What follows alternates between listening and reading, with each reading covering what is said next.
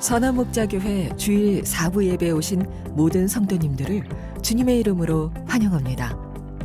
이제 곧 예배가 시작됩니다. 옆 사람과의 대화는 삼가주시고 기도로 예배를 준비해 주시기 바랍니다. 핸드폰 전원은 꺼주시거나 진동 모드로 전환해 주셔서 모든 성도들이 다 함께 은혜로운 예배를 드릴 수 있도록 협조해 주시기 바랍니다. 감사합니다. 할렐루야. 오늘도 변함없이 주님을 사모함으로 주님을 예배하기 위해 이 예배 자리 가운데 나오신 성도님들을 진심으로 환영하고 축복합니다. 이 시간 이곳 가운데 함께 하시는 주님을 바라보며 모두 자리에서 일어나셔서 전심으로 우리 주님을 함께 찬양하시겠습니다.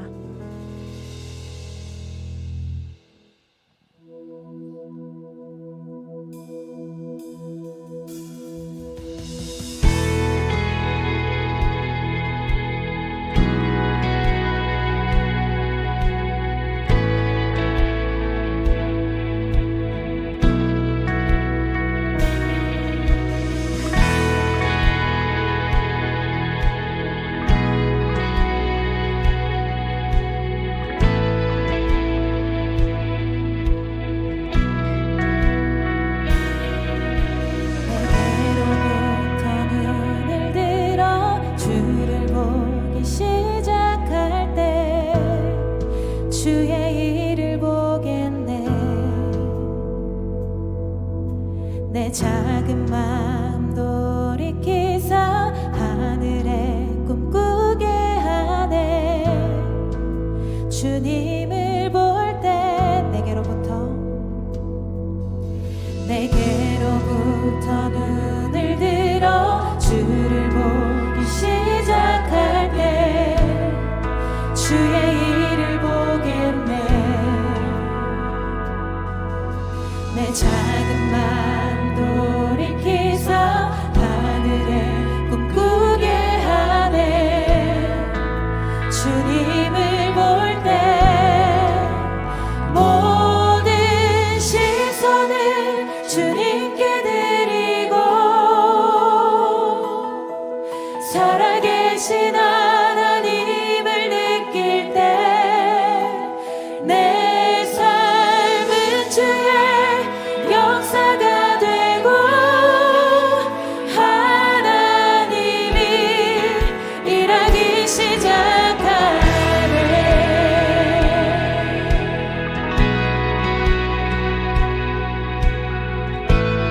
이절로 고백합시다. 성령이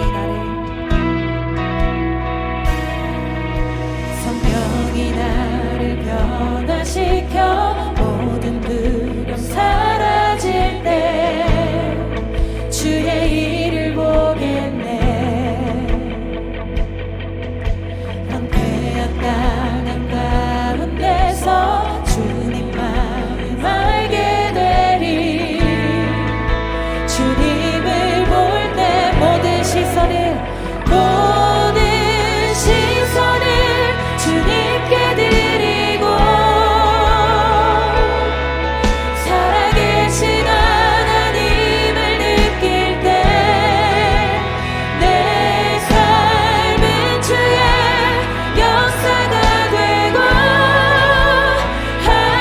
하나님이 일하기 시작.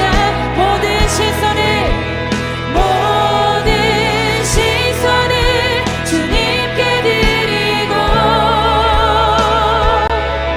살아계신 하나님을 느낄 때 내 삶은 주의 역사가 되고 하나님이 일하기 시작하네.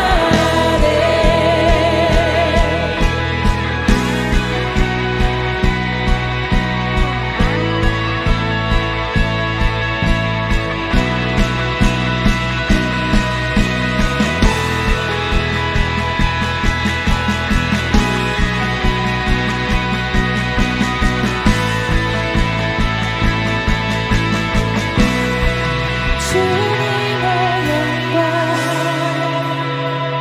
늘 안에 주 볼 때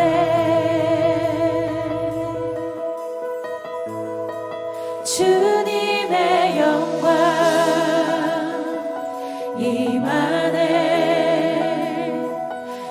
주 볼 때 주님의 영광 임하네. 주님의 영광 임하네 주 볼 때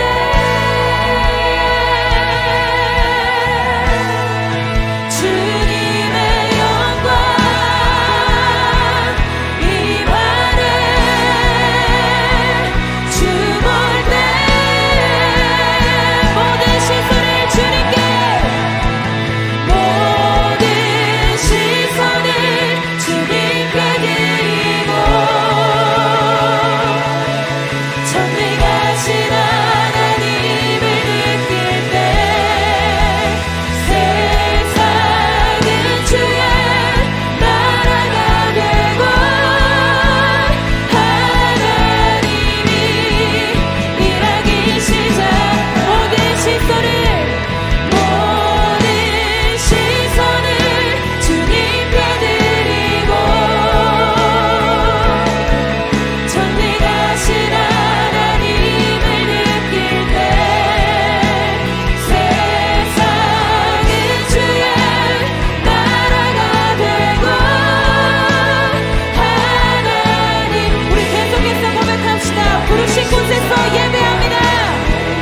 부르신 곳에서 나는 예배하네 어떤 상황에도 나는 예배하네 부르신 곳에서 나는 예배하네 어떤 상황에도 나는 예배 부르신 곳에서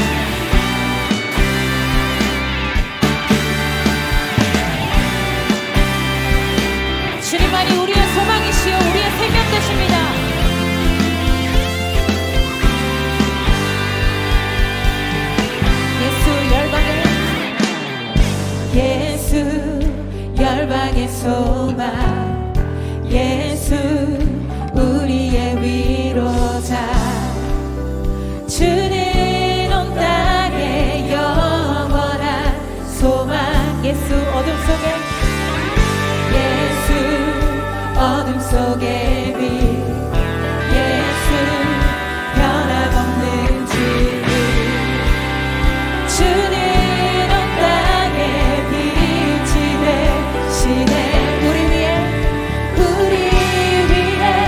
죽으시고 다시 사신 생명의 주 주님만이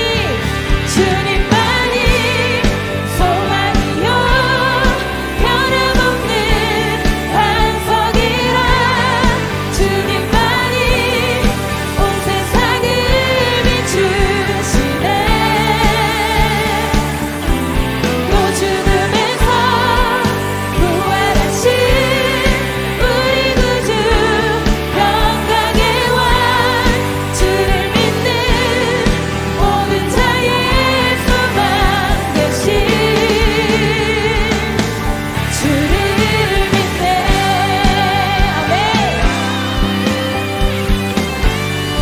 우리 처음부터 찬양합시다. 예수 열방의 소망 예수 우리의 위로자 주는 온 땅에 영원한 소망 예수 어둠 속에 예수 어둠 속의 빛 예수 변함없는 주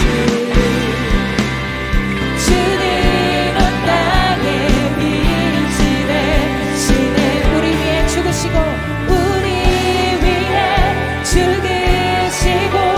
다시 사신 생명의 주 주님만이 소망이요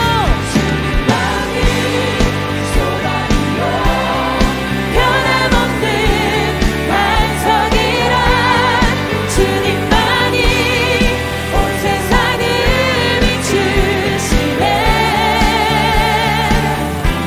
또 죽음에서 부활하신 우리 구주 영광의 왕 주를 믿는 모든 자의 소망 되신 주를 믿네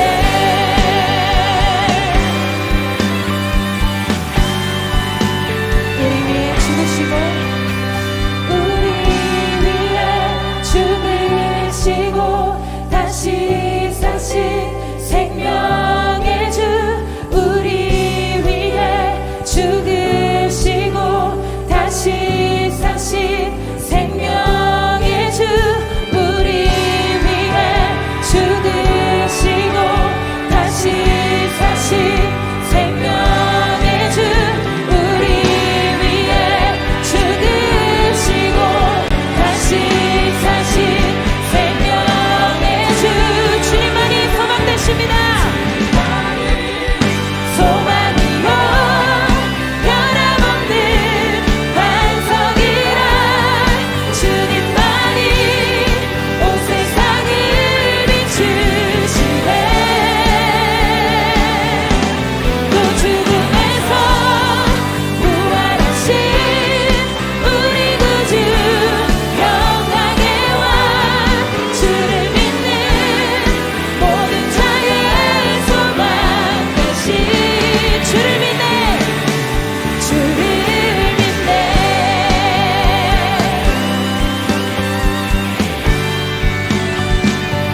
온 열방의 소망 되시는 주님을 찬양합니다 할렐루야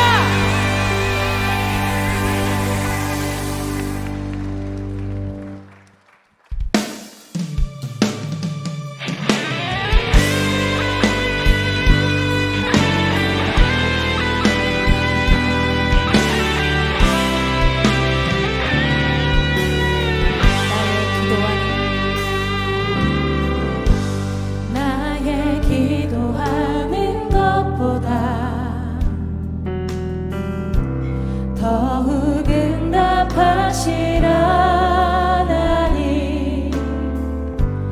나의 생각하는 것보다 더욱 이루시는 하나님 우리가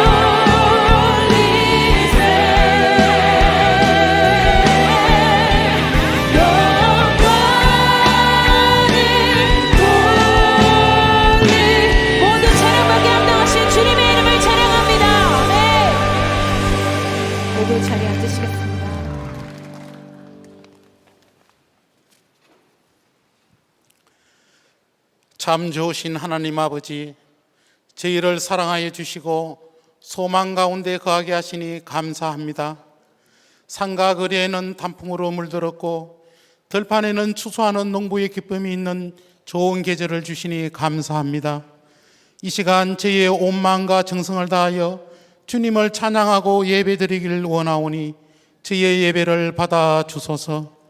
자비로우신 하나님 아버지, 심령이 청결한 자가 하나님을 볼 것이라 말씀하셨사오나 지금 저희의 마음은 육신의 소욕과 헛된 욕망에 사로잡혀 있음을 봅니다. 주의 성령으로 이 마음을 정결케 씻겨주시고 죄악을 소멸하여 깨끗게 하여 주소서. 언제나 주님의 말씀을 통하여 저희의 삶 속에서 하나님의 역사하심과 인도하심을 깨닫게 하시고 세상이 알지 못하는 놀라운 구원의 비밀을 받았으니 항상 기뻐하며 쉬지 말고 기도하며 범사에 감사하며 저희를 향하신 하나님의 뜻을 이 땅에서 이루어가도록 감사하며 살아가게 하소서. 은혜로우신 하나님 아버지, 하나님의 말씀을 갈망하여 주님께 나왔습니다. 이 시간 메마른 심령 위에 성령의 담배를 내려주시고 어두운 마음 속에 진리의 빛으로 비추어주시며 권능과 능력을 채우시어 하나님만을 사랑하게 하소서. 곡식은 익으면 익을수록 고개를 숙이고 물은 깊으면 깊을수록 소로이 없이 흘러가듯이 저희가 하나님의 자녀로서 계절의 변화에 순응하는 자연처럼 저희의 모습도 살아계신 하나님의 말씀에 순종하는 참된 하나님의 자녀의 모습으로 살아가도록 은혜를 베풀어 주소서. 주님, 먼저 믿는 저희들이 기도하오니 이스라엘과 하마스의 전쟁과 우크라이나와 러시아의 전쟁이 하루속히 그치게 하시고 폐허가 된 땅에 가족과 이웃을 잃고 신음하는 고통스러운 사람들에게 살 소망과 삶의 의지와 평화를 주시어 온전한 치유와 회복의 역사를 이루어 주소서. 공의로우신 하나님 아버지, 주님의 몸된 교회가 어려운 이 시대에 주님께 꼭 쓰임받는 교회가 되기를 원합니다. 이를 위해 모든 성도들이 좋은 예배, 좋은 찬양, 좋은 설교를 원하는 데서 그치지 않게 하시며 소경 바디메오처럼 혈류증을 앓던 여인처럼 주님을 향한 갈급함으로 마음의 재단을 세우게 하시고 주님의 복음의 빛을 세상에 비추는 교회가 되게 하소서. 수학능력 시험이 이번 주간에 있습니다. 그동안 열심히 달려온 학생들이 힘을 얻어 좋은 성적을 거두게 하시고 그들의 수고가 헛되지 않게 하소서. 기도하며 함께 애쓴 학부모들에게 주님께서 마음의 평안과 은혜를 더하여 주소서. 사랑의 하나님 아버지, 오늘도 말씀을 선포하시기 위하여 단위에 세우신 담임 목사님을 근세 있게 하셔서 말씀에 귀 기울여 듣는 모든 사람들이 성령의 역사하심을 체험하고 은혜 받는 귀한 시간이 되게 하소서. 담임 목사님을 통해 이루고자 하신 목회 사역과 주의 선교 비전에도 형통함을 더하여 주소서. 돌아오는 주일은 추수 감사 주일입니다. 지나왔던 시간을 감사하며 추수 예물을 준비할 수 있는 믿음과 은혜를 저희 모두에게 베풀어 주소서. 기도하며 정성껏 연습하여 올려드리는 더브리시 찬양대의 찬양을 주님께서 기쁘게 받으시고 찬양대와 기도자와 봉사자들에게 성령의 충만함과 넘치는 축복을 허락하여 주소서. 저희의 인생 가운데 늘 함께 하시며 인도해 주시는 예수님의 이름으로 기도드립니다. 아멘.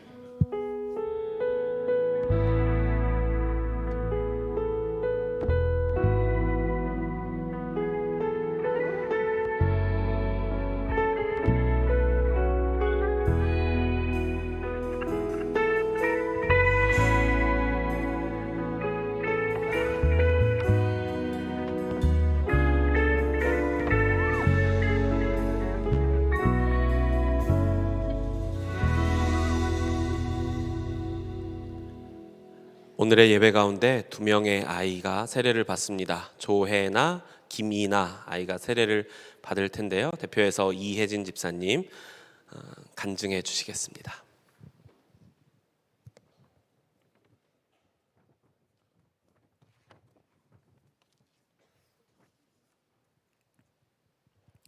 저는 신앙에 1.5대쯤 됩니다. 초등학교 입학 즈음 아버지가 교회에 등록하시고 열정적으로 신앙생활을 하시게 되면서 저도 함께 교회에서 자랐습니다.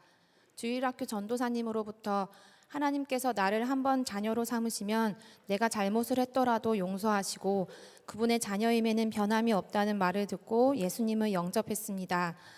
성령님께서 제 안에 계셨기에 중학교 때 아버지가 개척교회를 시작하시며 어려운 시간을 보내면서도 엇나가지 않고 하나님 안에서 중심을 잡을 수 있었습니다.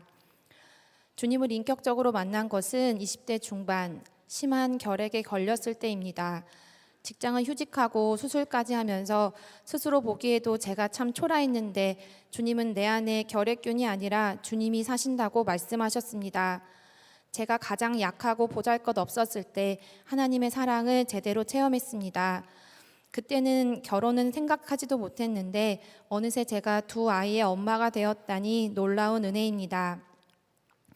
둘째 아이의 이름은 해나로 지었습니다. 함께해 두루해 아름다울 나. 해나가 평생 동안 아름다우신 주님과 함께하기를 하나님 보시기에 두루 아름다운 사람이 되기를 바라는 마음을 담았습니다. 이를 위해 부모된 저희부터 하나님께 순종하겠습니다. 저희 부부의 대화 속에서 하나님을 높이고 아이를 재우기 전 짧게나마 드리는 가정 예배를 통해서 아이가 자연스레 하나님을 사랑하는 사람이 되기를 원합니다. 해나의 100일쯤 다음 해에 입학할 첫째 혜인이의 유치원을 여러 군데 알아보다가 원비가 천차만별인 것을 알고 경제력이 있어야 아이도 잘 키운다는 세상의 메시지에 눌려있던 적이 있습니다. 아이 둘을 키우면서 세상 로드맵을 쫓아가는 건 저희 능력으로는 불가능한 일이기 때문입니다. 주님께서는 은과 금은 내게 없거니와 내게 있는 이것을 내게 주노니 나사렛 예수 그리스도의 이름으로 일어나 걸으라. 사도행전 3장 6절의 말씀으로 제 생각을 고쳐주셨습니다. 아이는 돈으로 키우는 게 아니라 나사렛 예수 그리스도의 이름으로 키우는 거라고 하십니다. 그러면 아이는 일어나 걷고 뛰기도 하며 하나님을 찬송할 것입니다. 아이가 성장하면서 고민과 문제들도 점점 다양해지지만 그럴수록 더욱 주님을 의지하게 됩니다. 하나님께서 친히 혜인이 해나의 아버지가 되시고 인도자가 되시니 진심으로 다행입니다. 앞으로 자녀를 양육하며 맞닥뜨리게 될 고비마다 선한 길을 알려주실 하나님을 기대합니다. 비록 오늘도 몸은 피곤하지만 제 인생 가장 찬란한 시간을 지나게 하시는 하나님 아버지께 오늘도 감사를 올려드립니다.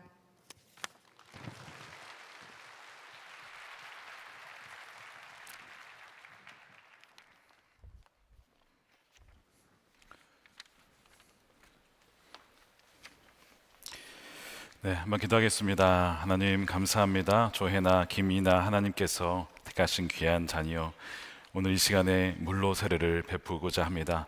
세례를 베풀 때에 성령으로 함께 귀한 세례를 베풀어 주시옵소서. 평생토록 하나님의 영에 사로잡혀 하나님과 동행하며 예수님의 성품을 담고 성령을 따라 행하는 주의 복된 자녀들로 살아가게 하시고 하나님의 선하심과 인자하심으로 늘 하나님께서 저들을 지키시고 보호하시고 인도하시고 동행하시는 놀라운 복을 누리며 하나님을 또한 증언하는 귀한 아이들 되게 하여 주시옵소서. 감사함이 예수님의 이름으로 축복하며 기도드립니다. 아멘. 네, 우리 해나부터 세례하겠습니다. 성령이 임하셨습니다. 주여. 네, 조혜나 내가 성부와 성자와 성령의 이름으로 세례를 주노라. 아멘. 네. 김이나입니다. 김이나 내가 성부와 성자와 성령의 이름으로 세례를 주노라. 아멘. 네, 우리 앞에 회중석 향해서 서시겠습니다. 자, 오늘 우리 세례를 받으신 우리 조혜나, 김이나 우리 가정을 우리 인사하실 때 박수로 축복해 주시기 바랍니다. 이 시간 10주간의 새가족 가정을 마치시고 양육 수료하시는 분들을 소개하겠습니다. 신재희 권사, 노재숙 권사, 홍미영 집사, 이명창 최주영 성도, 한상옥 성도, 김창주 성도, 이종훈 이혜진 성도, 이기복 권사, 변현숙 성도, 은소영 성도. 바나바가 십자가 목걸이를 걸어주시고 예수님의 사랑으로 꼭 안아주시길 바랍니다. 여러분도 함께 앞으로 나오셔서 축복해 주시길 바랍니다.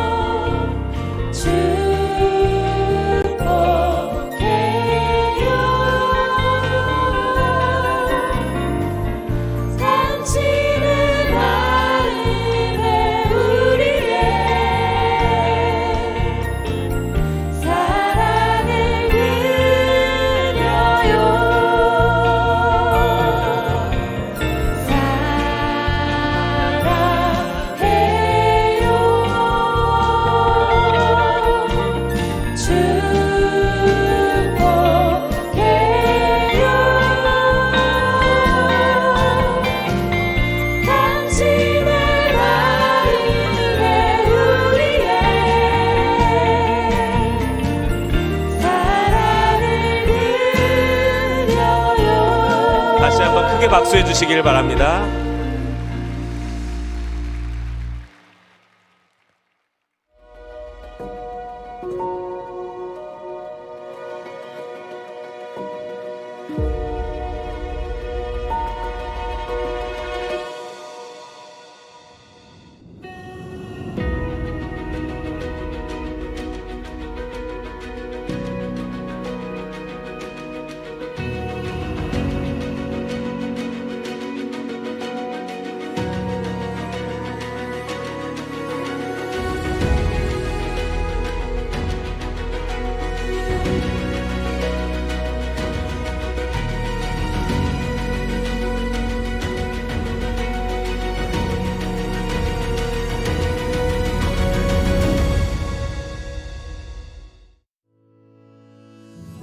요한복음에 보면 예수님께서 나는 무엇이다 라고 7번이나 자기 선언을 통해서 자신을 나타내시는 장면이 나옵니다.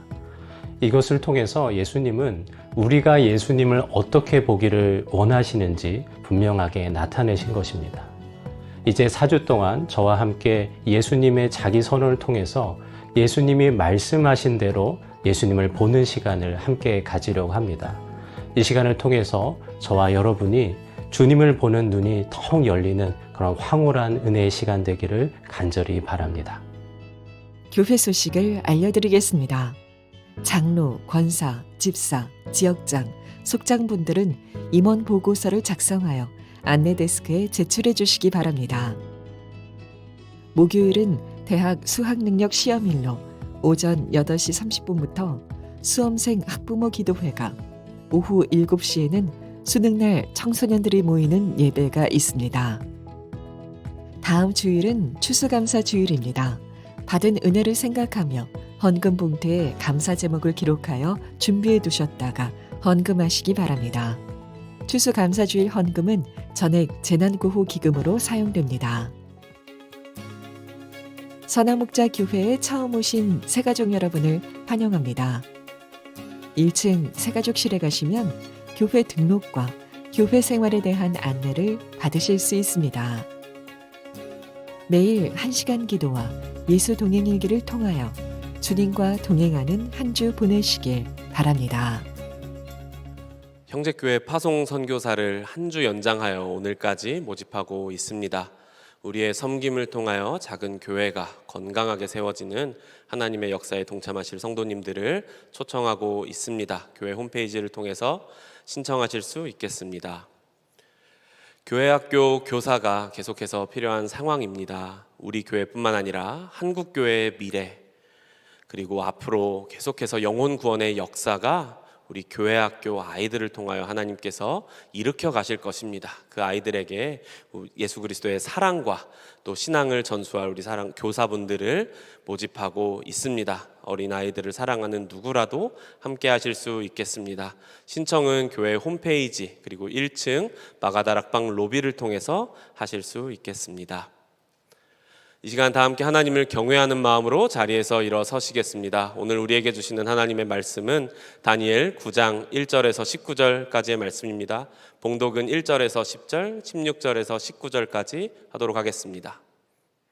메대 족속 아하수에로의 아들 다리우스가 바빌로니아 나라의 왕이 된 첫 해, 곧 그가 통치한 첫 해에 나 다니엘은 거룩한 책들을 공부하면서 주님께서 예레미야 예언자에게 하신 말씀, 곧 예루살렘이 70년 동안 황폐한 상태로 있을 것을 생각하여 보았다.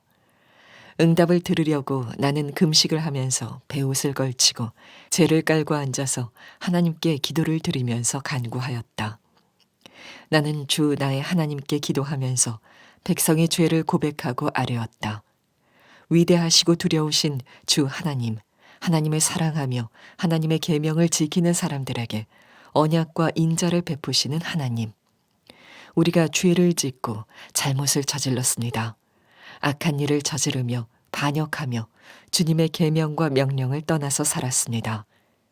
우리는 주님의 종 예언자들이 주님의 이름으로 우리의 왕과 지도자와 조상과 모든 백성에게 말하는 것을 듣지 않았습니다. 주님께서는 언제나 의로우십니다. 그러나 우리는 오늘처럼 낯뜨거운 수치를 당합니다. 유다에 사는 사람이나 예루살렘에 사는 주민이나 가까운 데나 먼 데, 곧 이스라엘 사람으로서 흩어져 사는 사람이 주님께서 쫓아내신 그 모든 땅에서 수치를 당하고 있습니다. 이것은 그들이 주님께 죄를 지었기 때문입니다. 주님, 우리와 우리의 왕과 지도자와 조상이 낯뜨거운 수치를 당한 것은 우리가 주님께 죄를 지었기 때문입니다. 주 우리 하나님은 우리를 긍휼히 여겨주시고 용서하여 주셨으나 우리는 하나님께 반역하였습니다. 우리가 우리 주 하나님께 순종하지도 않고 하나님의 종 예언자들을 시키셔서 우리에게 말씀하여 주신 율법도 따르지 않았습니다. 주님께서 지난날에 우리를 구하여 주셨으니 이제 주님의 성 예루살렘, 곧 주님의 거룩한 산으로부터 주님의 분노를 떠나게 해 주십시오. 우리의 죄와 우리 조상의 죄악 때문에 예루살렘과 주님의 백성이 우리 주위에 있는 민족들에게 멸시를 받습니다. 우리의 하나님, 이제 주님의 종의 기도와 간구를 들어주십시오. 무너진 주님의 성전을 복구하여 주십시오. 성전을 복구하셔서 주님만이 하나님이시라는 것을 모두가 알게 해 주십시오. 나의 하나님, 귀를 기울이시고 들어주십시오. 눈을 크게 뜨시고 우리가 황폐해진 것과 주님의 이름을 빛내던 이 도성의 고통을 굽어보아 주십시오. 우리가 이렇게 주님께 간구하는 것은 우리가 잘나서가 아니고 주님께서 자비하시기 때문입니다. 주님, 들어주십시오. 주님, 용서하여 주십시오. 주님께서 들어주시고 이루어 주십시오. 나의 하나님, 만민이 주님께서 하나님이심을 알아야 하니 지체하지 마십시오. 이 도성과 이 백성이 주님의 것이기 때문입니다. 아멘. 하나님의 말씀입니다. 다 함께 자리에 앉겠습니다.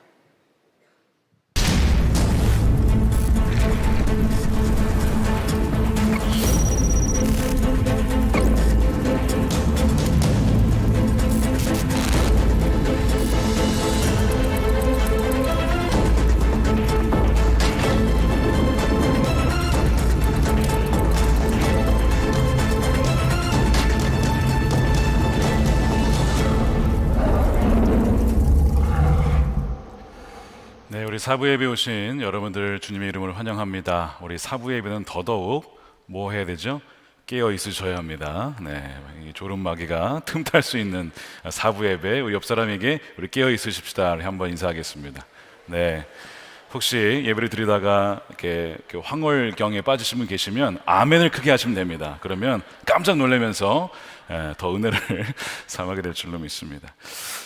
광고 드린 대로 다음 주가 추수감사절이라서 돌아온 한 주를 보내시면서 하나님께서 주신 한 해의 은혜들을 감사한 것들을 한번 우리가 생각하셨다가 하나님께 올려드릴 수 있는 예배 준비하고 오시면 좋겠습니다. 바벨론의 다니엘처럼 시리즈의 벌써 11번째 시간이 되겠습니다. 다니엘의 응답받는 기도의 원리라는 제목으로 말씀을 나누겠습니다. 지난주에 한 뉴스를 읽었는데 이렇게 시작했습니다. 전쟁의 시대가 돌아왔다라고 하면서 이제 국방 과학 기술을 더 발전시키고 국방력을 강화시켜야 되는 때가 온 것이 아니냐라고 하는 그런 기사였어요. 저를 비롯해서 6.25를 전쟁하지 못한 세대가 대부분입니다. 아마 여기 계신 분 중에 6.25를 경험하신 분들은 아마 거의 없으리라 생각합니다. 전쟁은 역사에 있는 것만이 아니라 지금 현실입니다. 러시아, 우크라이나 또 이스라엘에 전쟁이 벌어지고 있어요. 그러니까 우리도 언제든지 그런 일이 벌어질 수 있음을 일깨워서 우리가 기도해야 된다는 것이죠. 그 전쟁의 결과 아시다시피 가자 지구에 얼마나 황폐한 상황이 되는지 뉴스를 통해서 사진을 통해서 우리가 보고 있습니다. 전쟁은 양쪽 다 나라를 황폐하게 만드는 거예요. 우리가 다니엘서를 시작하고 이 전쟁이 터졌습니다. 공교롭게도 이 다니엘서의 배경도 전쟁의 시대입니다. 제국의 시대죠. 바벨론과 페르시아의 전쟁, 또 페르시아와 헬라의 전쟁. 이 전쟁의 상황 속에서 다니엘은 그 한 복판에 그 역사를 거스르면서 하나님과 함께 동행하는 그런 사람이었습니다. 오늘 본문의 9장 1절에 보니까 다리우스가 점령한 통치 원년이다. 대략 주전 539년 정도로 추정이 됩니다. 그때 다리우스가 통치 원년을 시작했는데 이때 다니엘이 깨달은 게 뭐냐면 황폐함이었어요. 오늘 본문에 황폐하다란 표현, 무너졌다는 표현 굉장히 많이 나옵니다. 뭐가 무너졌는가? 이 황폐라는 사전적 의미는 집이나 토지나 누군가의 어떤 정신이나 생활이 거칠어지고 메말라져서 못 쓰게 되었다, 이런 의미거든요. 그 왜 황폐하게 되었다고 다니엘은 보는 것일까요? 먼저는 여러 가지 이유가 있는데 예루살렘 성전이 무너진 지 오래됐습니다. 17절에 우리 하나님이여 주의 얼굴빛을 주의 황폐한 무너진 성전에 비추시옵소서. 거의 50년 가까이 방치되어 있는 겁니다. 성전만 무너진 게 아니고 이스라엘 백성들의 삶도 마찬가지예요. 그 남유다 지역에 여전히 살고 있는 사람들과 바벨론 포로로 끌려온 사람들의 삶이 황폐한 것이죠. 18절에 나의 하나님이여 눈을 떠서 우리의 황폐한 상황과 주의 이름으로 일컫는 성을 보시옵소서. 여러분들 가운데 내 삶이 지금 피폐하고 황폐함을 경험하고 있구나 라고 한다면 바로 여러분들이 이스라엘 사람들이 겪는 그 상황과 비슷한 상황을 겪는 거죠. 또 구체적으로 황폐한 상황을 뭘 의미하는 것이냐? 먼저는 이들이 지금 여전히 포로 상황이 있습니다. 바벨론 무너졌는데 페르시아 제국이 바뀌었지만 여전히 해방을 누리지 못하고 있습니다. 더 나아가서 이 끌려온 이스라엘 백성들이 이 사고관, 이 세계관이 이제는 완전히 세상 사람들과 별 다를 바 없이 바뀌고 말았습니다. 마틴 루터가 종교개혁을 할 때에 논문을 썼는데 그 중에 하나가 교회 바벨론 포로라는 논문을 썼어요. 무슨 얘기냐면 교회가 세상과 다를 바 없이 세상의 가치에 따라서 교회가 바뀌어갔다는 거예요. 그걸 개혁해야 된다는 거거든요. 근데 마찬가지로 지금도 우리 그리스도인들이 우리 교회가 한국 교회가 더 세상을 닮아가는 것은 아니냐라고 볼 수 있는 것이죠. 더 나아가서 황폐한 상황이라 한 것은 조롱거리가 된 거예요. 누가요? 하나님의 백성들이. 그러니까 다니엘이 보기에 하나님의 백성들이 믿지 않는 주변의 나라들에 의해서 웃음거리가 된 겁니다. 자, 7절 16절에 보세요. 이스라엘 사람으로서 흩어져 사는 사람이 수치를 당하고 있습니다. 16절에 예루살렘과 주님의 백성이 주위에 있는 민족들의 멸시를 받고 우리말 성경에는 모든 사람들의 비웃음을 당하고 있습니다. 야, 너 야훼라는 하나님 믿는다며? 니네 나라 망하고 뭐야 니네? 너의 삶을 봐. 하나님 살아계시는데 그런데 어떻게 너의 삶이 그러니? 라고 하는 비웃음과 조롱과 이런 수치를 당하고 있는 것이죠. 그러니까 다니엘이 그 마음이 너무 아픈 거예요. 근데 여러분, 이게 그때만이 아니고 지금 우리 한국교회가 받고 있는 일 아닙니까? 수치와 모욕을 당하고 있어요. 고난이라고 할 수 있는데 수치와 모욕이라고 하는 응보적인 고난, 무슨 말이냐면 우리가 행한 일 때문에 마땅히 당하는 고난, 그것이 수치와 멸시라는 겁니다. 예를 들어서 번영신학의 기초에서 예수만 믿으면 잘되고 성공하고 복받고 부귀영화를 누린다라는 기복신앙을 가르친 결과 물질주의, 세속주의, 권력지향주의라고 하는 이 바벨론 문화 세속주의가 교회에 침투한 것이죠. 그래서 교회를 사유화하고 교회를 세습하고 또한 탈세를 하고 성스캔들이 끊어지지 않는 이런 일들이 지난 수십 년간 벌어져 왔고요. 특별히 2000년 이후로 유독 한국교회에 이런 일들이 참 많았습니다. 신뢰도가 바닥에 떨어졌어요. 추락했습니다. 고난은 고난이 맞는데 죄로 말미암은 응보적인 고난, 멸시와 수치가 지금 한국교회가 받고 있는 것 아닌가.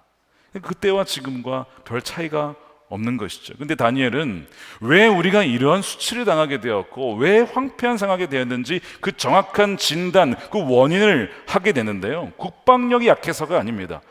우리 전투기에 스텔스 기능이 없네, 우리가 장거리 미사일을 쏠 수 있는 기술이 없어서 그런 것이 아니고 어떻게 보았냐면 하나님의 백성이 백성답지 못하고 하나님 말씀을 떠나는 죄를 지었기 때문이라고 정확하게 진단하고 있어요. 11절입니다. 참으로 온 이스라엘이 주님께 순종하지 않고 주님의 율법을 어기고 벗어났으므로 하나님의 종 모세의 율법에 기록된 벌과 저주가 우리에게 온 것입니다.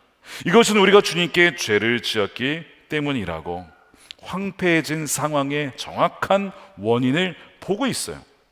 더 중요한 것은 그 원인을 진단 이후에 뭘 하느냐? 나는 이제 나이도 많고 나는 어차피 이제 페르시아 제국에서 죽을 거야. 나는 어차피 지금까지 총리직을 하면서 나는 이렇게 이 정도면 잘 사니까 나와는 별로 상관없는 일이야 라고 여기지 않았다는 데 있습니다. 그는 이 상황을 너무나 가슴 아파하고 자신의 일로 여기며 금식하며 기도합니다. 3절에 응답을 드리려고 나는 금식을 하면서 베옷을 걸치고 재를 깔고 앉아 하나님께 기도를 드리며 간구했다. 베옷이라고 하는 것은 어떻게 보면 굴욕과 무가치함을 얘기하고요. 재는 황폐하고 절망적인 상황을 상징하죠. 다니엘이 금식하면서 하나님께 기도하는 거예요. 그랬더니 나중에 우리 다음 주에 보시겠지만 23절에 하나님께서 그 기도에 들으시고 천사를 보내셔서 응답하십니다. 놀라운 일이죠. 여러분, 금식 자체에는 어떤 능력이 있는 게 아닙니다. 또한 금식은 단식 투쟁이 아니라서 하나님 저 지금부터 한 열흘간 이제 단식 투쟁할 텐데 그때까지 안 들어가자면 저 어떻게 될 거예요 막 이렇게 협박하는 게 아니고, 금식 자체에는 능력은 없는데 금식을 왜 하느냐? 하나님 저 하나님 아니면 안 됩니다. 내 삶은 천적으로 하나님께 의존합니다. 내가 먹는 거 다 끊고 내 먹는 것에 내 삶을 유지하는 것이 아니고 하나님께 내 삶이 달려있음을 고백하는 것이, 여러분, 그것이 금식이에요. 그러므로서 하나님께 더 나아가게 되는 것이고 하나님의 뜻과 마음을 알고자 금식하며 나아가는 것이죠. 그래서 다니엘서 10장을 보시면 그가 선택적인 금식, 즉 좋은 음식을 고기를 제하고 야채와 같은 그런 선택적인 음식을 해서 21일간 금식 기도를 드려요. 여러분, 성경에 많은 분들이 위기의 순간에 재난을 당할 때에 금식하며 하나님께 나아갔습니다. 예를 들어서 여러분, 한나가 자녀가 없었죠. 자녀가 없어서 그가 금식하며 울며 하나님께 기도합니다. 그리고 하나님은 그녀를 기억하시고 사무엘을 보내주시거든요. 에스더가 나라 민족 몰살 위기 앞에서 우리 함께 금식하십시다, 금식하면서 저를 위해 기도해 주십시오, 죽으면 죽으리이다. 에스더가 금식하며 기도하거든요. 느헤미야 어떻습니까? 성벽을 완공하고 보니까 이스라엘 백성들이 다 영적으로 처져 있어요. 하나님 영적인 부흥을 주십시오. 그때 금식을 선포합니다. 또한 에스라도 포로기를 마치고 이제 귀환을 할 때 이 1000km의 여정이 너무 위험하니까 주님 이 여정을 지키시고 보호해 주십시오라고 할 때에 그 강가에 모여서 금식하며 백성들이 기도하고 나아갔을 때 하나님께서 그 모든 여정을 비범한 여정으로 지켜 보호해 주셨습니다. 사도 바울은 어떻습니까? 그가 주님을 만난 다음에 앞을 볼 수가 없었어요. 3일간. 그때 금식하며 기도합니다. 지금까지 나의 삶은 하나님을 위한다고 했지만 사실 나를 위한 것이었습니다. 이제 나의 새로운 삶은, 나의 새로운 사역은 오직 주님께서만 인도하는 삶이 되게 해달라고 금식하며 기도합니다. 여러분, 성경에는요 금식에 대한 예로 가득 차 있어요. 위기의 순간마다 그들은 금식으로 그 상황을, 위기를 돌파했다는 거예요. 물론 지금 시대는 금식의 시대가 아니라 무슨 시대예요? 과식의 시대입니다. 과식의. 너무 많이 먹어가지고 병이 생기는 시대예요. 지금은 먹방 시대예요. 어디든지 먹방을 하고 인스타에 올리는 시대가 되었습니다. 금식은 인기가 없어요. 그런데 왜 60, 70년대, 80년대 한국교회에 나타났던 놀라운 기도 응답의 역사가 사라진 것일까요? 금식 기도와 함께 사라진 건 아닐까요? 그러니까 지금 다니엘의 이 금식은 우리에게 도전을 주는 거예요. 우리가 이제 연말 연초를 맞이하면서 제가 도전을 드릴게요. 선택적인 금식 21일 혹은 부분적인 금식 하루에 한 끼 21일간 저희가 가이드를 드릴 겁니다. 어떻게 할지를 참여하시면 12월 11일부터 31일까지가 1차예요. 그 21일입니다. 그 다음에 1월 1일부터 21일 신년을 맞이해서 하나님의 뜻이 무엇입니까? 계획이 무엇입니까? 우리를 어떻게 인도하실 것입니까? 하나님 마음을 알려주십시오. 기도해 보십시오. 하나님이 어떻게 말씀하시고 우리를 인도하시는지 신실하신 하나님께서 여러분들을 친히 인도하실 줄로 믿습니다. 다니엘이 금식하면서 기도했다는 거예요. 그런데 단지 그것만이 아니고 금식하면서 기도를 드리는데 기도의 원리 3가지가 있어요.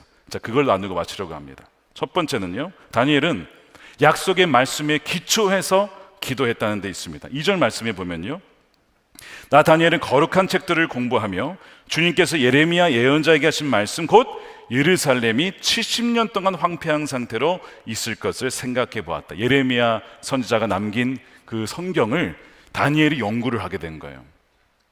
그 예레미야가 두루마기 남겼던 그것이 이 포로기 시대까지 아마 전해진 것 같아요. 다니엘이 그 말씀을 연구하다 보니까 70년이라는 이 세월, 하나님이 정하신 때가 있음을 알게 돼요. 그래서 예레미야 29장 10절에 보세요. 나 주가 분명히 말한다. 너희가 바벨로니아에서 70년을 다 채고 나면 정해진 기간이 있어요. 내가 너희를 돌아보아 너희를 이곳으로 다시 데리고 오기로 한 나의 은혜로운 약속을 너희에게 그대로 이루어 줄 것이다. 이 말씀을 그가 발견한 거예요. 하나님의 계획을 알게 되었어요. 그래서 그걸 가지고 그가 기도를 하는 겁니다. 어떤 분들은 하나님이 이루실 거면 왜 기도해야 됩니까? 우리가 기도 안 해도 어차피 하나님 이루실 거 아닙니까? 라고 아주 명석하게 물어보시는 분이 계십니다. 똑똑하세요. 어떻게 그걸 하셨지? 근데 여러분, 하나님께서 뭐라고 하시냐면 그 다음에 이제 이 말씀을 주시면서 예레미야 29장 11절 12절을 끝까지 읽어보세요. 하나님 뭐라고 하시는지 이런 얘기를 하세요. 너희를 두고 계획하는 일들은 나만 알고 있다.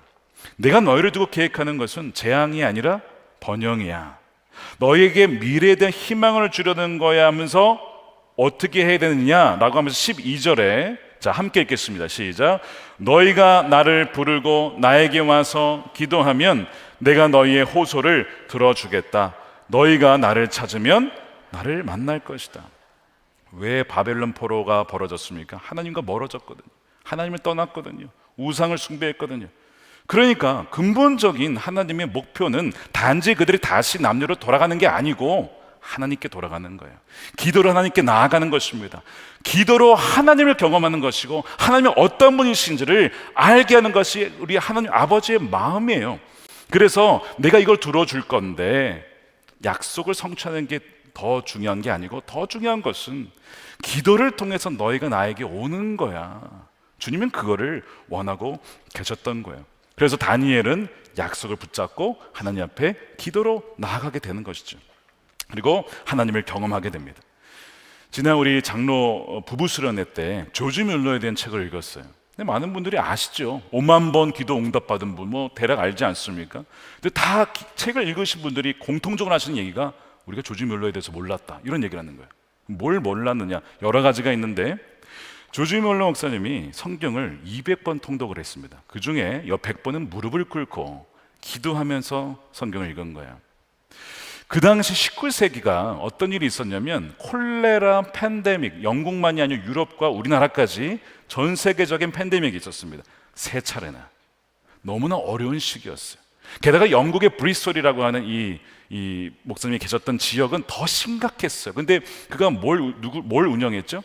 고아원을 여러 개 운영을 했어요. 거기에 10만 명의 고아들을 있었습니다. 평생. 그 아이들을 먹여야 되는데 팬데믹이 퍼지니까 얼마나 어려워요. 그렇지만 하나님은 신실하게 그 아이들 다 먹이고 입히고 키우게 해주셨어요. 750만 불, 우리가 뭐 80억이 넘는 재정을 오직 기도로만 후원 재정을 받았습니다. 아니 어떻게 그런 일을 경험할 수 있었습니까? 그의 고백이 뭔지 아세요? 기도인데 여러 가지 원리 중에 하나가 하나님의 약속의 말씀을 붙잡고 기도했다는 거예요. 200번 통독하면서 하나님 말씀이 나오는 것마다 다 정리를 해가지고 하나님 이 약속하셨잖아요. 고아와 또한 과부의 하나님이라고 하지 않았습니까? 그럼 고아들을 챙겨주셔야 되지 않겠습니까? 막 이렇게 기도하면 하나님이 재정을 보내주시는 거예요. 그런 일들이 너무너무 많았다는 거예요. 그러면서 그가 이렇게 고백을 해요. 나는 지난 70년간 지금까지 하나님 말씀에 담긴 성령의 교훈을 통해서 하나님의 뜻을 진심으로 그리고 인내하면서 뒤따르지 않은 적이 한 번도 없었는데 하나님은 항상 나를 바른 길로 인도해 주셨다. 항상 나의 기도에 응답해 주셨다 라고 고백을 해요. 말씀으로 기도하는 이 표본이 사실은 다니엘이죠.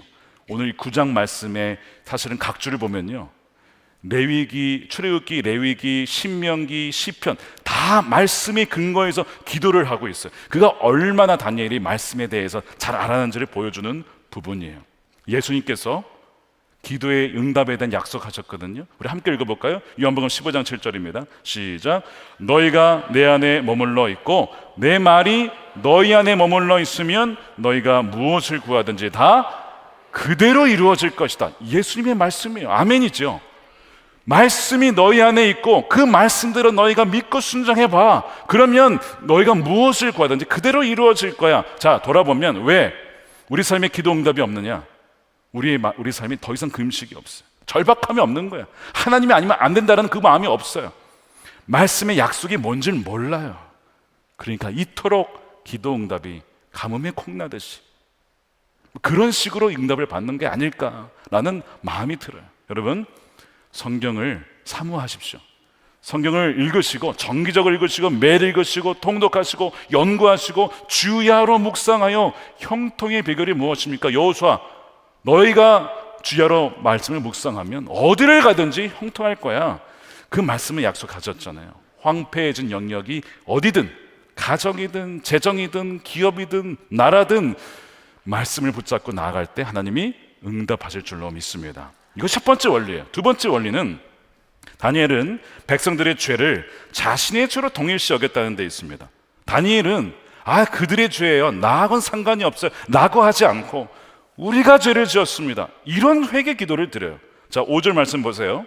우리가 죄를 지었습니다. 6절에 우리는 주의 말씀을 듣지 않았습니다. 8절에 우리가 주님께 죄를 지었습니다. 9절에 우리는 하나님께 반역했습니다. 다니엘이 언제 반역했습니까? 여러분 찾아보세요. 언제 반역했냐고. 다니엘은 그런 적 없잖아요. 얼마나 신실하게 살았습니까? 그런데 자기가 죄인이라는 거예요. 다윗이 비슷한 얘기를 했어요.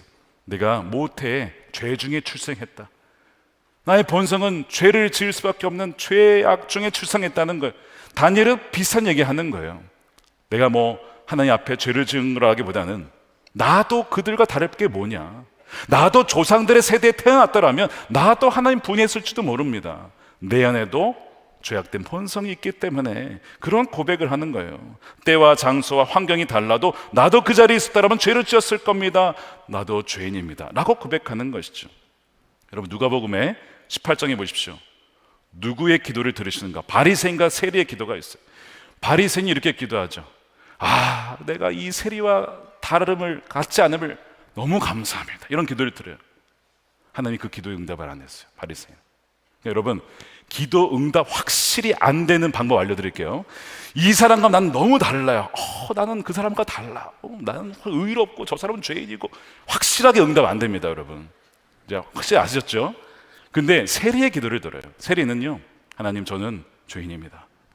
저는 얼굴조차 하늘 향해 들을 수도 없습니다. 저는 죄인이오니 자비를 베풀어 주십시오. 예수님이 뭐라고 하냐면, 저 세리가 응답을 받고 의롭다함을 받고 돌아갔다. 무슨 얘기냐면, 우리가 아까 한국교회 죄 얘기했잖아요. 그들의 죄와 우리 죄는 다른 겁니까? 우리는 죄 아닙니까? 우리는 죄진 적 없습니까? 하나님은 그것이 우리의 죄입니다. 하나님, 나도 똑같습니다.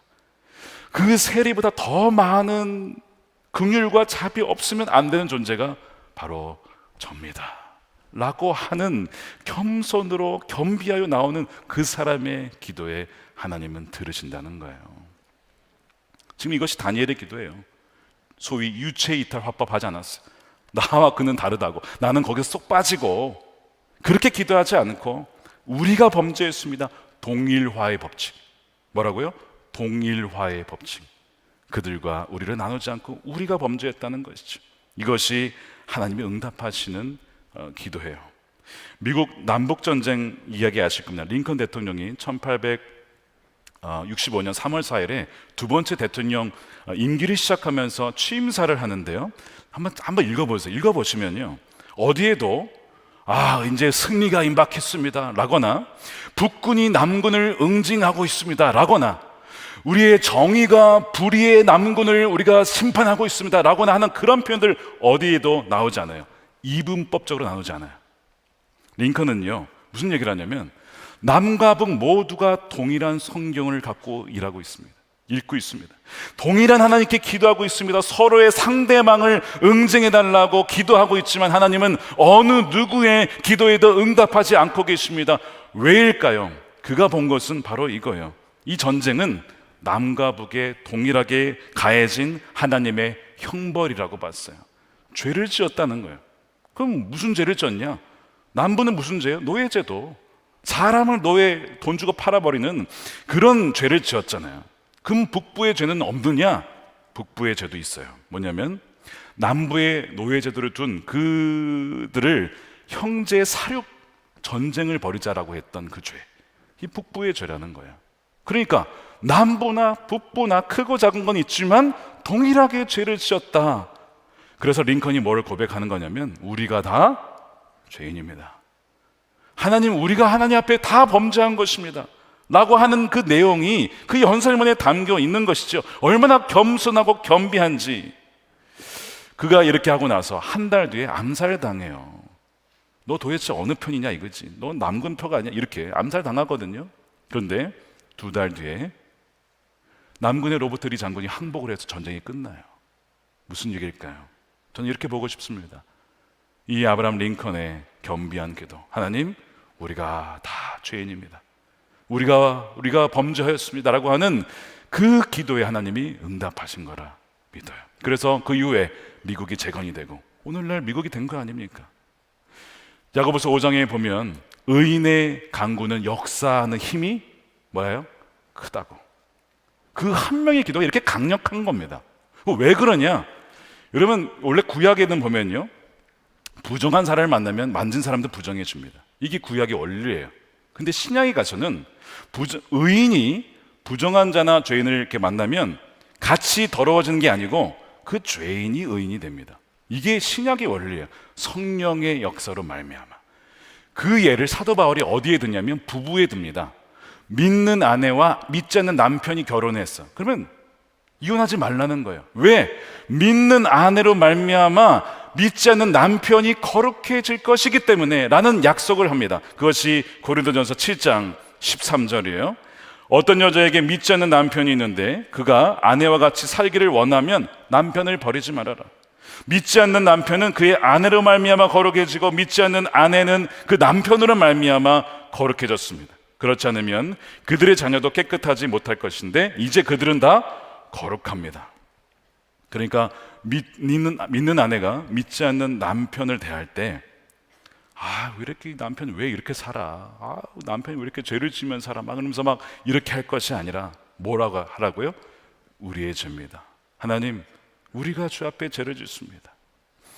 그렇게 기도해야 된다는 거예요. 제가 한번 예전에 어떤 한 권사님이 막 눈물로 막 너무 절박하게 기도를 하시길래 나중에 물어봤어요. 무슨 일이시냐고 했더니 그분이 그러시는 거예요. 목사님, 제 남편이 죄를 너무 많이 지었어요. 그래서 제가 대신 그 남편의 죄를 회개하며 기도하는 겁니다. 불신앙, 불순종, 술과 도박과 음란과 남편의 죄가 얼마나 많은지. 근데 그 죄가 사실은 다 저의 죄 아닙니까? 부부가 한 몸이니까 제가 대신 하느님 앞에 회개하고 있는 거예요. 제가 그 권사님의 고백 잊혀지지 않아요. 그 권사님이 몇 년을 그렇게 기도했는지 몰라요. 아유, 하나님 응답하실 만도 한데 왜 이렇게 안 해주실까? 그런데 결국 때가 되니까요, 그 남편이 돌아오더라고요. 그렇게 좋아했던 도박 술 끊더라고요. 얼마나 신실하신 하나님, 그때 우리가 찬양했는지 몰라요. 여러분, 예수님께서 나병 환자를 만졌을 때 예수님이 더러워지신 것이 아니라 나병 환자가 깨끗해지고, 혈루병 앓은 여인이 예수님 만졌을 때 역시 그 여인이 깨끗해지고, 바로 여러분들께서 그렇게 그 죄악을 함께 품고 기도할 때 여러분들을 말미암아 여러분의 주변이, 배우자가, 가정이, 자녀가 정결해지고 거룩해지는 은혜가 있게 될 줄로 믿습니다. 이 다니엘서가 말하고 있는 게 그거예요. 세속적인 도시에서 살아가는 다니엘이 똑같이 세속화된 게 아니고, 다니엘로 말미암아 느부갓네살 왕이 변화지고 다리우스 왕이 하나님을 찬양하는 그 고백을 하게 되어지는 그 일들, 그들이 변화되어지는 일들이 일어나게 될 것이라고 우리가 계속 본 것이거든요. 여러분들이 있는 바로 그 자리에서 이 놀라운 은혜가 있게 되기를 축복합니다. 바로 오늘 이 다니엘이 민족과 하나님 그 사이에 서서 중보하고 있는 이 모습이 누구의 모습이에요? 더 나은 다니엘이신 예수님의 모습이에요. 우리를 위해서 대신 죄를 지신 거예요. 저들의 죄를 용서하셔서 무슨 짓을 하는지 모릅니다 라고 하면서 그 죄값을 자기가 다 지고 있는 거죠. 십자가에 지신 거예요. 히브리서 9장 15절에 그리스도는 새 언약의 중재자이십니다. 첫 번째 언약 아래에서 저지른 범죄에서 사람들을 구속시키기 위하여 죽으심으로써 부르심을 받은 사람들로 하여금 약속된 영원한 유업을 차지하게 하셨습니다. 다니엘은 누구를 가리키고 있어요? 예수님을 보여주고 있는 거예요. 예수님을 상징하고 있는 거예요. 바로 이것이 두 번째 원리입니다. 마지막 세 번째요. 다니엘은 하나님의 성품에 의지하여 기도합니다. 18절 말씀을 함께 읽어보겠습니다. 시작. 우리가 이렇게 주님께 간구하는 것은 우리가 잘나서가 아니고 주님께서 자비하시기 때문에. 주님 자비하신 하나님이시잖아요. 긍휼이 풍성하신 하나님이시잖아요. 우리의 죄를 용서하여 주옵소서. 그 성품에 의지해 기도하는 겁니다. 여러분, 놀라운 기도의 원리예요. 창세기 18장에 보면 아브라함이 소돔과 고라 그 망해야 될 도시를 위해서 기도하거든요. 뭐라고 기도하냐면, 하나님 공의로운 분이신데 어찌하여 의인을 악인과 함께 멸망시키려 하십니까? 하나님이 그래, 그럴 순 없지. 기도에 들으시오. 하나님도 꼼짝 못 하시는 거예요. 성품에 의지해서. 하나님 자비로우신 분이시잖아요. 용서해 주십시오. 그래, 내가 너희의 자리를 용서해 줄게. 9장 24절에 보니까 죄가 끝나고 속죄가 이루어진다라고 하나님은 응답하십니다. 다니엘의 기도에. 여러분, 금식하면서 약속의 말씀 의지하고 남의 죄를 나의 죄로 여기고 우리의 죄로 여기고 함께 회개 기도하며 성품에 의지해서 기도할 때 하나님은 저와 여러분들의 그 기도에 신실하게 하나님의 방법으로 하나님의 때에 응답하실 줄로 믿습니다. 그 사랑의 하나님, 긍휼의 하나님, 자비 하나님이 우리의 아버지이십니다. 그 아버지께 나아가는 저 여러분들의 복된 삶이 되시기를 주님의 이름으로 축원드립니다.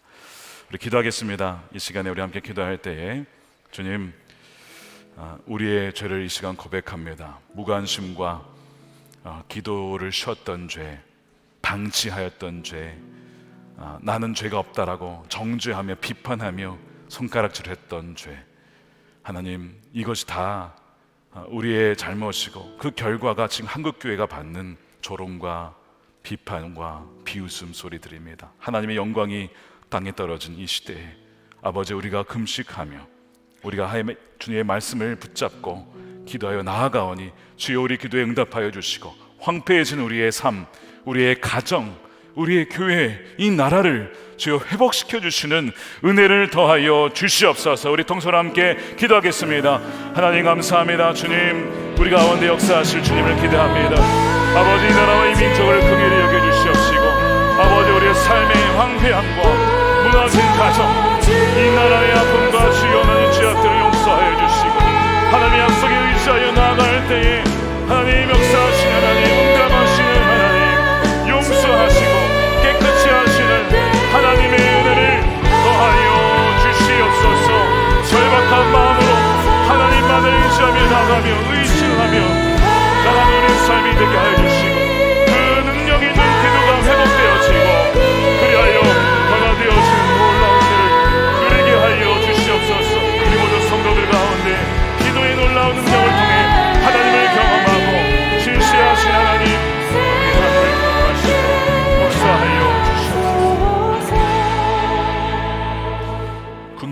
자비가 풍성하신 아버지 하나님, 오늘 이 시간에 우리가 다니엘서 9장 말씀을 통해서 다니엘의 기도의 원리를 또한 배우게 하심에 감사를 드립니다.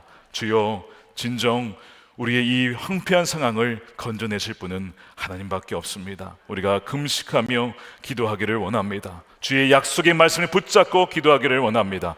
주여, 우리의 죄였음을 회개하며 기도하오니 우리의 죄를 용서하여 주시옵소서. 자비하신 하나님, 언약의 신실하신 하나님 성품에 의지하여 기도하오니 주여, 우리의 무너진 모든 가정과 주의 무너진 기업과 일터와 자녀와 부모의 관계, 부부간의 관계, 모든 것이 회복되어지는 은혜를 허락하여 주시옵소서. 아버지 하나님, 이 시간에 귀한 것 구별하여 주님께 올려드립니다. 우리의 삶이 다 주님이 주신 것이므로 우리의 생명도, 우리가 가진 모든 것이 주님께 기쁨이 되어지는 삶이 되게 하여 주시옵소서. 11조와 감사헌금과 또한 성경헌금, 저들의 드려지는 마음의 중심을 받으시고 저의 가정을 지키시고 기업을 지키시고 하나님 기뻐하시는 삶을 살아갈 수 있도록 인도하여 주옵소서. 이 나라, 황폐해진 나라, 갈라진 이 나라를 주여 보시옵소서. 다시 복음으로 하나 되어지는 은혜를 허락하여 주옵소서. 억눌린 주의 백성들을 풀어주시고 땅끝까지 복음이 증거되되 특별히 이스라엘과 하나님 그 팔레스타인 땅에 죽어가는 생명들을 건지시고 아버지 하나님, 전쟁이 그치고 진정한 평화의 그때가 올 수 있도록 하나님 속히 임재하여 주시옵소서. 땅끝까지 복음이 증거되어서 다시 오실 주님, 우리 모두가 한 명도 빠짐없이 주님을 맞이하며 주님께 영광의 찬양을 올려드릴 수 있도록 주여 속히 임재하여 주옵소서. 감사함이 예수님의 이름으로 기도드립니다. 아멘. 다 같이 일어나셔서 봉헌하면서 나의 백성의 1절과 후렴 찬양하겠습니다.